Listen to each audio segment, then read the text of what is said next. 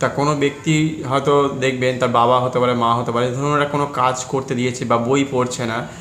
এবার কেন পড়ছে না সেটা যদি আমি পড়বো না, আমার পড়তে ইচ্ছা করছে না, যেন বাবার মুখে মুখে তর্ক বিতর্ক করতে নেই, বা কোনো খবরের কাগজ হাতে এগিয়ে দিচ্ছে না, হ্যাঁ, বা টিভি চালাচ্ছে, মোবাইল ঘাঁটছে। অনেক সময় কি হয়, বড়রা তো ধরুন ভুলবশত হয়তো বা রেগে গিয়ে হয়তো বা বাইরে থেকে এসছে, এমন একটা পরিস্থিতি থেকে সামাল দিয়ে এসছে, সেখান থেকে কিন্তু হয়তো এমনভাবে তাকে মারলো, হয়তো তার খুব জোর লেগে যেতে পারে। এবং অনেক সময় হয়েছে ভয়ানক একটা পরিস্থিতি তৈরি করেছে, হসপিটালে হয়তো নিয়ে যেতে হয়েছে। অনেক সময় হয়তো অনেক খারাপ পদক্ষেপ হয়তো নেওয়ার ফলে ভীষণ রকমভাবে দুঃখের জায়গায় চলে যায়, এরকম একটা জায়গায় এসেছে। বা কোথায় লেগে যেতে পারে, ঘাড়ে, পিঠে, মাথায়, মানে প্রতিদিনই এরকম কিছু ঘটতে থাকে। অনেক সময় দেখবেন অনেকে ছোঁড়াছুড়ি করে, হয়তো দেখবেন মায়েরা হয়তো কিছু ছুঁড়ে মারলো, হাতের সামনে যেটা পারলো। সেই জন্য মা বাবাকে কখনো বা কোনো কাউকে আর কি রাগাতে নেই। রাগিয়ে দিলে কিন্তু কখন কি ঘটবে কেউ কিন্তু কখনো বলতে পারবে না। ওই জন্য বাড়ির কাউকে কখনো রাগিয়ে দিতে নেই, বোঝার চেষ্টা করতে হবে সে কি বলছে, ধীর গতিতে আস্তে আস্তে। আর উচ্চস্বরে কথা বলা যাবে না, উচ্চস্বরে মানে অনেকে ভাবছে বোধহয় আমি ঠিক, আমি যে কথাটা বলছি সেটা কিন্তু সঠিক, বাবা মা সেটা শুনবে বা বড়রা সেটা শুনবে। সেই জন্য অনেক সময় দেখবেন বাইরে গিয়ে হয়তো দেখবেন তারা হয়তো আস্তে আস্তে কথা বলছে, খুব স্থির, ধীর স্থির আর কি। কিন্তু ঘরের ভিতরে যখন আসছে তাদের বাবা মার সাথে জোরে জোরে কথা বলছে, তর্ক করছে, রেগে যাচ্ছে। এবার দুজনেই যদি রেগে যায়, খুব একটা খারাপ পরিস্থিতি অনেক সময় দেখা গেছে, অনেক বাড়িতে দেখা যায়। তার ফলে রেগে যেতে নেই, যেটা বলছে বারণ করছে সেটা শোনার চেষ্টা করতে হবে। অনেক সময় কি হয়, ছোটরা হয়তো মোবাইল ঘাঁটছে বা টিভি দেখছে, সেগুলো দেখতে চায় না বাড়ির লোক। সেই জন্য যতটা পারা যায় কম ব্যবহার করা যায়।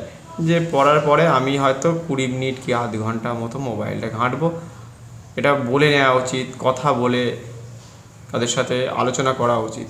কারণ যেভাবে প্রতিদিন এরকম প্রতিদিন রেগে যাওয়ার ফলে কিন্তু বাড়িতে কিন্তু কোনো না কোনো জায়গায় একটা দুর্ঘটনা ঘটে যায়। সেই জন্য নিজের রাগকে প্রতিদিন একটা কন্ট্রোল করতে হবে। বিশেষ করে ব্যায়াম যদি তারা প্রতিনিয়ত করে, অনুলোম বিলোমের মতো বা কপালভাতিকার মতো যদি রেগুলার করে, আস্তে আস্তে আর নিজেকে আস্তে আস্তে তার সাথে পরিবর্তন করতে হবে। যে আমি রেগে যাব না, উচ্চস্বরে কথা বলবো না, এটা কি নিজের মাইন্ডের মধ্যে সবসময় এটা আনতেই হবে। খুব খারাপ জায়গায় চলে যাচ্ছে, অনেক সময় দেখা গেছে ছোটরা বড়দের হাতে এমনভাবে মার খাচ্ছে, খুব খারাপ জায়গায় চলে গেছে। এমনও একটা সিনেমাও দেখা গেছিলো। তা যার ফলে মুখে মুখে কখনো তর্ক করতে নেই, রেগে যেতে নেই, আর কাউকে রাগিয়ে দিতে নেই। রাগালেই কিন্তু ভয়ানক একটা পরিস্থিতি তৈরি হয়। যদি কোনো ব্যক্তি রেগে আছে, তার পেছনে কখনো লাগতেও নেই। অনেক সময় কোনো ব্যক্তি রেগে আছে, কোনো জিনিস নিয়ে হয়তো সে রেগে যায়, তাকে হয়তো খুব রাগাচ্ছেন, সে কিন্তু ভয়ানক একটা পদক্ষেপ বা ইট পাথর ছুঁড়তে পারে বা অন্য কিছু ছুঁড়ে মারতে পারে, অনেক কিছু করতে পারে। এখন হয়তো করলো না, 10 দিন পরে করতে পারে। হ্যাঁ, সেই জন্য যে ব্যক্তি রেগে যায় কোনো জিনিস নিয়ে, তার সাথে কখনো রাগাতে নেই। আর রাগের যাতে রেগে না যায় বা তার সাথে ভালো ব্যবহার করা উচিত যতটা পারা যায়। হয়তো ভুলবশত অনেক সময় ঘটে যেতে পারে অনেক কিছু, কিন্তু ইচ্ছাকৃতভাবে কোনো ব্যক্তিকে রাগিয়ে দেওয়া, কুকুর বেড়ালকে রাগিয়ে দেওয়া, গরুকে রাগিয়ে দেওয়া, তাদের বিভিন্ন রকমভাবে তাদের উপর অত্যাচার করা, এগুলো করা যাবে না। ছোটরাদেরকে শেখাতে হবে, বোঝাতে হবে, যাতে না তারা রেগে যায় বা অন্য কাউকে রাগিয়ে দেয়। মানুষের সাথে যাতে একটা সুস্থভাবে তারা কথা বলে এবং পরিবেশকে তারা আস্তে আস্তে তারা কি পরবর্তী সময় আগামী দিন তাদের হাতেই তো সময়টা থাকবে। সেই জন্য তাদেরকে তৈরি করতে হবে। মানে বোঝানোর লোক হয়তো থাকবে অনেকেই হয়তো বোঝাচ্ছে, বুঝবে না। কিন্তু অনেক সময় দেখবেন বাইরের লোক যদি বলে অনেক সময়, তাহলে দেখবেন তারা কিছুটা হয়তো দেখবেন শোনে, কিছুটা।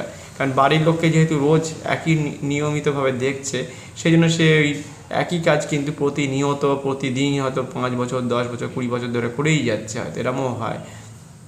কিন্তু কোন সময় যে কী ঘটে যাবে সেটা কিন্তু সেটা ভয়ানক দিক যাতে না আসে, সেই জন্য কাউকে রাগাবেন না, নিজে রাখবেন না, আর আস্তে আস্তে আর নিজেকে কন্ট্রোল করা শিখতে হবে।